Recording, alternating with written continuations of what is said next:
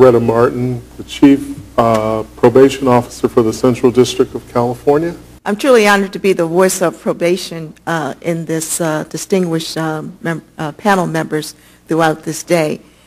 When I think of the concept of good time, which is what I've been asked to speak on as we're rethinking federal sentencing policy, I'm reminded of a book that's entitled But They All Come Back by Jeremy Travis.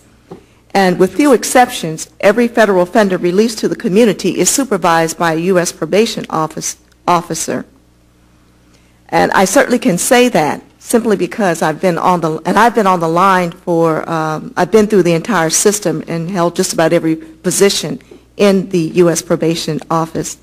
And so what's important to probation officers is how they come back. How are they sent back to us? Certainly the economics favor more credit for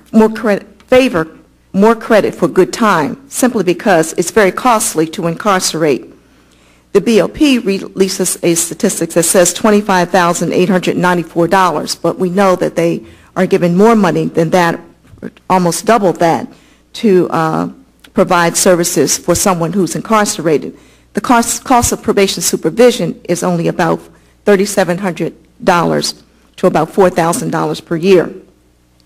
But I want to caution you that sheer economics should not be the only or central consideration for inmates, for release of inmates, as inmates are ill prepared for reintegration back into the community because they place a heavy burden on our communities through social service needs and increased rates of recidivism. We must recognize that there is a value in linking good time credit to release preparation. And release preparation means those evidence-based practices that you've been hearing about that have been demonstrated to reduce recidivism, whether you call it good time, parole, or supervised release. What is most crucial is the continuous development of programs and resources that we know lessen the chance of offenders from returning to their criminal ways. I'd like to applaud the BOP because they do have a few programs that have been known to reduce recidivism. The residential drug abuse program, there's an education program, both of them are known to reduce recidivism by 16%, Unicore by 23%, and apprenticeships programs by 33%. We also know that when we examine all federal supervision cases from the years 2002 and through 2006, those who start and end supervision unemployed have better than a 50% chance of returning to prison. Of those who start and end federal supervision employed, the rate of return decreases to 7%. And we haven't even begun to discuss such issues of broken families, homelessness, and health care issues wrought by the long incarceration and reincarceration of offenders. We are asking people to come out and be law-abiding citizens when we're having a very difficult time of doing that sometimes ourselves with the challenge of the economy. But probation supervision already has in place a system of criteria to terminate supervision. We can early terminate supervision. And that criteria includes such factors as crime-free behavior, successful employment, payment of fines, and restitution.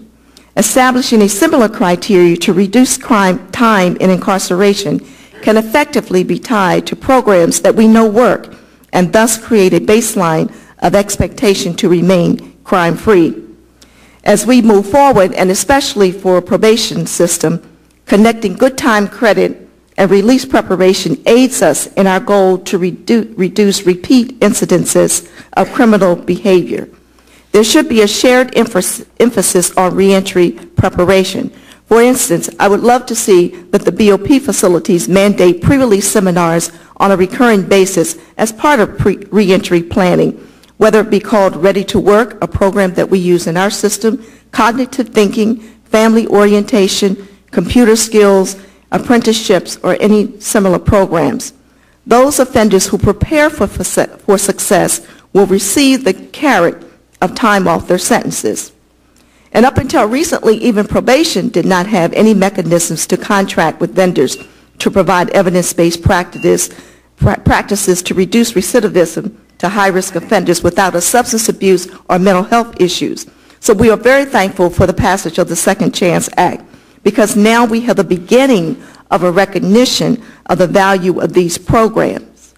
Yet even the passing of this wonderful initiative does not provide adequate funding to federal probation and pretrial services to contract for these services or to pay for increased officers to provide these services.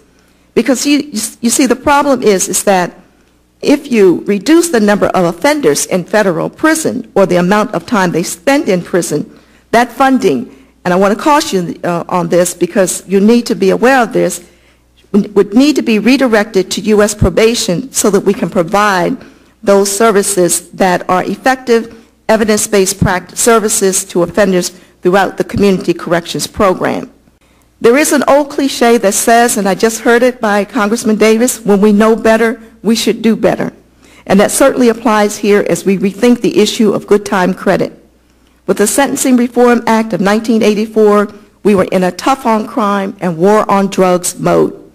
As we reflect on past practices, while we might acknowledge our good intentions, perhaps we must also acknowledge that we were thinking only in half solutions, the goal of reducing crime by getting criminals off the street. However, they all come back. And acknowledging that, we must focus on evidence-based practices, measurable programs, which will help offenders make meaningful changes in their lives and become law-abiding, tax-paying citizens. We are headed in the right direction. The irony is that we have been talking about this in the federal probation and pretrial service system for decades. This is a unique opportunity for us when ears, eyes, and hearts are open and utilizing the wonders of technology to have a do-over, as we know that increasing good time for the right reasons reduces overcrowding, leads to better community corrections by encouraging offenders to engage in programs which will lead to their success. Thank you.